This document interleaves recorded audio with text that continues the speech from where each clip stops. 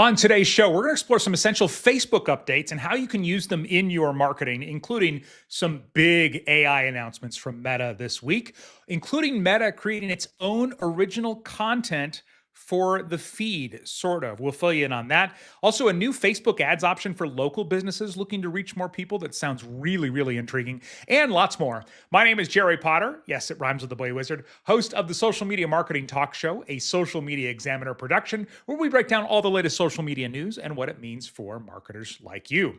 Well, one of the weaknesses of Facebook ads has been limited linking options. Like, for the most part, you can only link to one place from a specific ad. But now we're going to be able to add multiple site links to the same ad. Now, to be clear, if you're familiar with carousel ads where they could link to different products, this is different than the carousel ads with multiple links. These actually look like almost like additional buttons. They're not as pronounced as like the blue button that you would see on a lot of ads. These go at the bottom of the ad, and they're like little ovals with text in them, and you can link them to certain categories on your website. So for example, if you sold different categories of merchandise, then you could link to each of those down there. So maybe somebody doesn't resonate with the image that's in there, but they go, oh, they sell coats or whatever it might be, then they could click on that. It would take them right to that page on your site. Meta will even make suggestions based on your website of things to link to. Now, for now, the site linking feature is only going to show for ads on mobile. Not entirely sure why. I couldn't find any information about that, but just as a heads up. All right, we've got some helpful and probably some not so helpful updates to Meta AI here in just a second, but some we can definitely use as marketers. And you know, AI is going to be a big topic again at our next Social Media Marketing World Conference. And we hear this all the time at Social Media Examiner. Marketers say they wish there was an easy way to learn all of the latest strategies. Fortunately, there is, by coming to Social Media Marketing World. It's so much better than going back to school, sitting through boring lectures, dreaded homework assignments. Instead, spend 3 days discovering what's working right then in the moment while getting to know other marketers who are facing the same struggles you are. You can get your ticket today. Just go to get the best possible pricing right now at socialmediamarketing.world. Again, socialmediamarketing.world. I hope to see you there. All right, quick announcement before we get into the AI stuff. Meta's Spark platform, this is their augmented reality platform. Anyone who has built those with third-party tools, all of that content is going to shut down on January 14th, 2025. So if you or your company has built any of those AR effects, they're going to be gone. The ones built by Meta will still be available for some reason.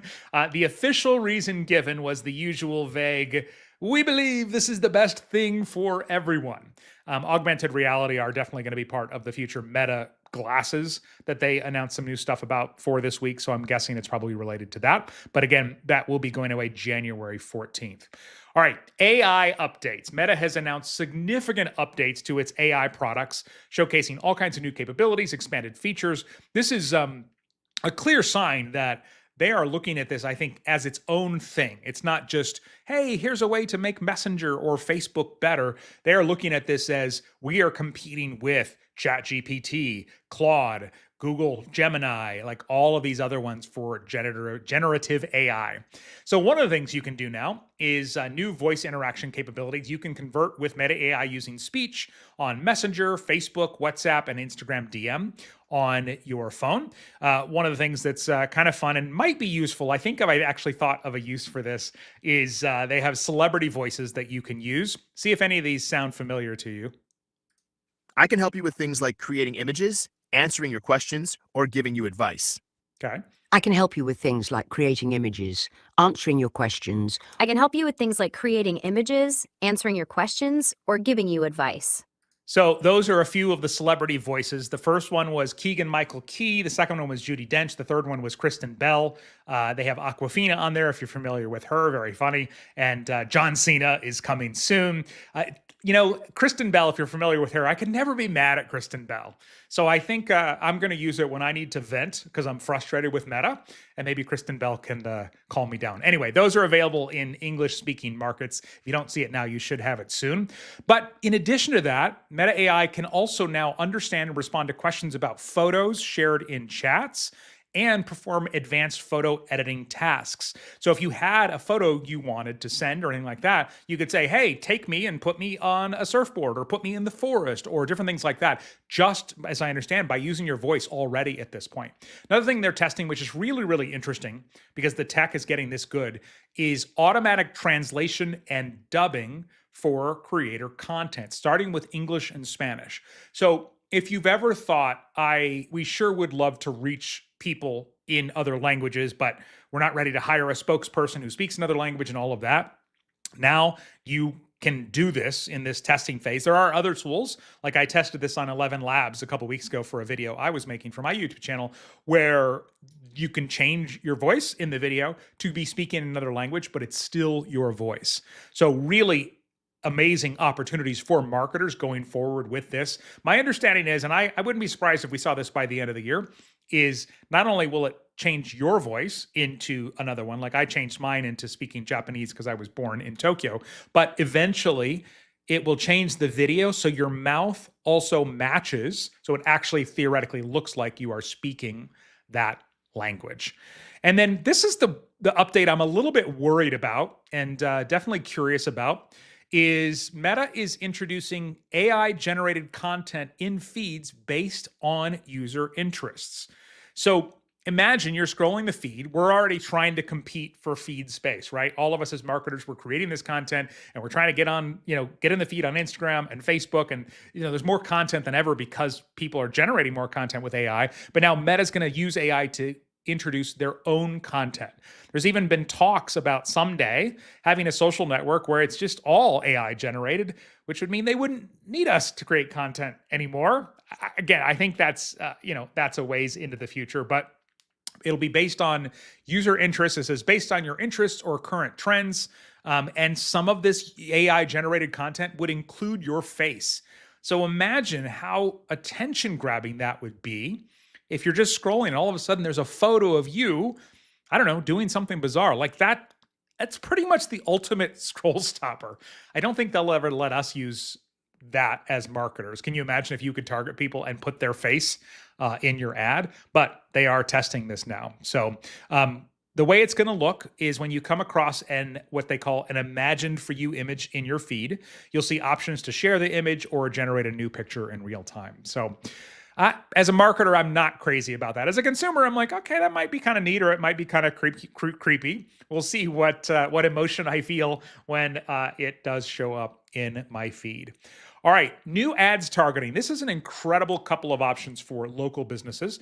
They are testing the ability for advertisers to show ads to people most likely to shop in store and highlight nearby locations. So we've already had this campaign sales objective that was designed to allow to optimize for online sales, but now you can do it for local sales as well. It's all part of the same campaign sales objectives. And then also for local businesses, they're introducing a new way for businesses to show ads to people interested in a location. For example, if a person is planning a trip for the holidays and engaging with social content or searching for new things to do in that city, they may receive ads. You could target them this way from businesses looking to capture seasonal sales. Again, if it was for the holidays or any other time. Now, for a long time, we've always been able to do this targeting on Facebook and Instagram ads where you can reach people living in or recently in this location. As a marketer, I opt into like tracking for everything because I want to see what people are doing with ads. And so it's always funny. Well, I'll get back from a place and sometimes I'll still get retargeted for a week or two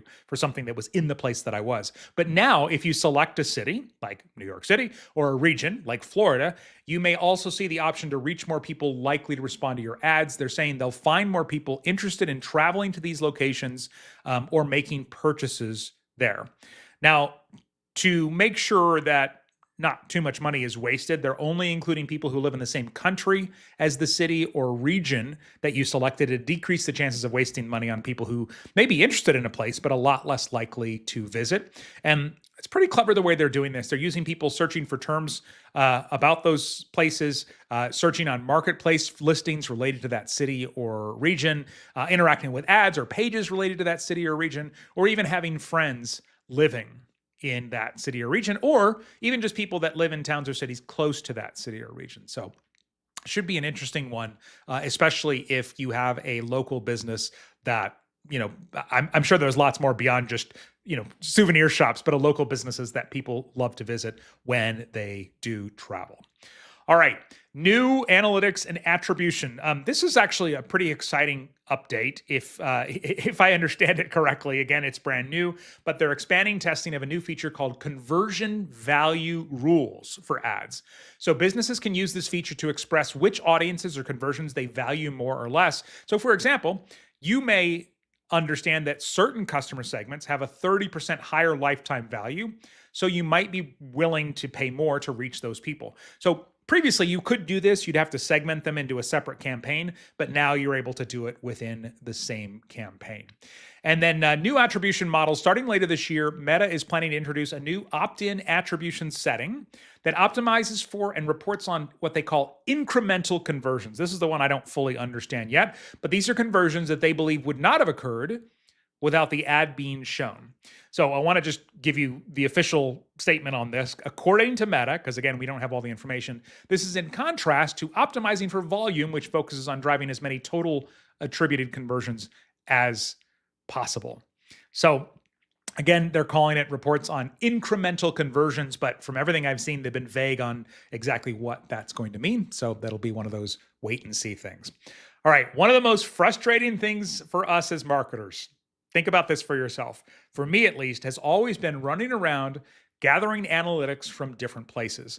When I was the chief marketing officer at an agency, we'd put together these reports for our clients. And not only would we pull data from all these different places, but then, the data wouldn't match. Like a third-party tool would say reach was this much, and Facebook itself would say it was this much. Very, very frustrating.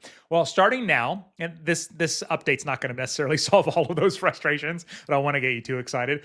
But starting now and continuing into 2025, Meta is introducing the ability for businesses to connect their analytics tools directly to the ads system with a simple API setup. So they're starting with Google Analytics, which a lot of us use, and then also a tool called Northbeam.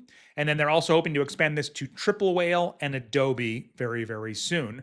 And when they tested this in an experiment, advertisers, they said, saw a 30% average increase in their Meta attributed conversions as measured by their third-party analytics tools.